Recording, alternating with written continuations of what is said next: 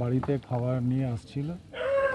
সেই সময় 2-3 জন দুষ্কৃতী যারা ছিল তারা এলোপাতালি গুলি চালায়।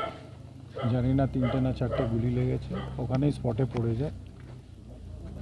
আশেপাশের লোকেরা যখন বেরোয় তখন দেখে মুখ থুবড়ে পড়ে আছে, হাসপাতালে নিয়ে আসে, হাসপাতালে মারা যায়। তো একজন তৃণমূল কর্মী ছিল, অবশ্যই কোন পার্টি করতো? দীর্ঘদিন থেকে আমাদের সাথেই দল করত। তৃণমূল। তৃণমূলের সমর্থক, আজ থেকে না, অনেক পুরনো তৃণমূলের সমর্থক। এর পেছনে কোনো রাজনৈতিক দলে দেখুন, এখন কিছু বোঝা খুব মুশকিল, কেন বা কি। পুলিশ তদন্ত করছে, অনেকেই স্বচোখে দেখেছেও সেটা। আশা করি পুলিশ সেটাকে উদ্ধার করবে। তদন্তের সপক্ষে এই মুহূর্তে কিছু বলতে চাইছি না।